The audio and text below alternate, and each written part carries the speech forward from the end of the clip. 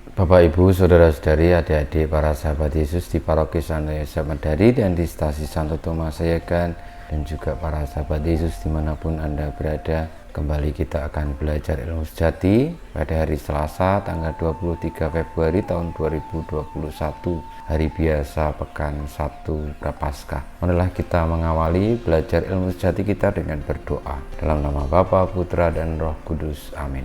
Allah Bapa, kerinduan kami, pandanglah umat-Mu ini. Semoga dalam menjalani masa tobat, hati kami selalu bergembira karena rindu akan Dikau dengan pengantaran Yesus Kristus Putra-Mu, Tuhan kami, yang bersama Dikau dalam persatuan Roh Kudus, hidup dan berkuasa, kini dan sepanjang segala masa.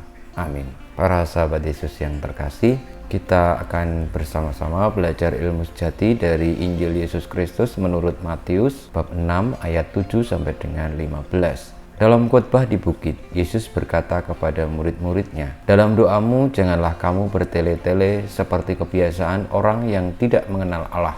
Mereka menyangka bahwa karena banyaknya kata-kata, doa mereka dikabulkan. Jadi janganlah kamu seperti mereka, karena Bapamu mengetahui apa yang kamu perlukan sebelum kamu minta kepadanya. Karena itu, berdoalah begini: Bapa kami yang di surga, dikuduskanlah namamu, datanglah kerajaanmu, jadilah kehendak-Mu di bumi seperti di surga. Berilah kami pada hari ini makanan kami yang secukupnya, dan ampunilah kami atas kesalahan kami, seperti kami juga mengampuni orang yang bersalah kepada kami. Dan janganlah membawa kami ke dalam pencobaan, tetapi lepaskanlah kami daripada yang jahat. Amin. Karena jikalau kamu mengampuni kesalahan orang, Bapamu yang di surga akan mengampuni kamu juga. Tetapi jikalau kamu tidak mengampuni orang, Bapamu juga tidak akan mengampuni kesalahanmu." Demikianlah Injil Tuhan kita, terpujilah Kristus. Saudara-saudari, para sahabat Yesus yang terkasih, doa Bapa kami yang diajarkan oleh Tuhan Yesus adalah doa yang luar biasa, karena doa itu menunjukkan kepada kita apa yang paling pokok, yang paling sejati, yang dibutuhkan oleh manusia dalam menjalankan hidupnya di dunia ini. Tuhan Yesus menyatakan kepada kita, kalau kamu berdoa, janganlah mengutarakan apa yang menjadi keinginan, kebutuhan, keperluanmu, karena Tuhan atau Allah Bapa sudah tahu itu semua. Memang tidak salah kita memohon apa yang kita inginkan, kita perlukan, seperti kesehatan, seperti kelancaran kerja, studi, rezeki, dan sebagainya. Namun, itu semua sudah diketahui oleh Tuhan.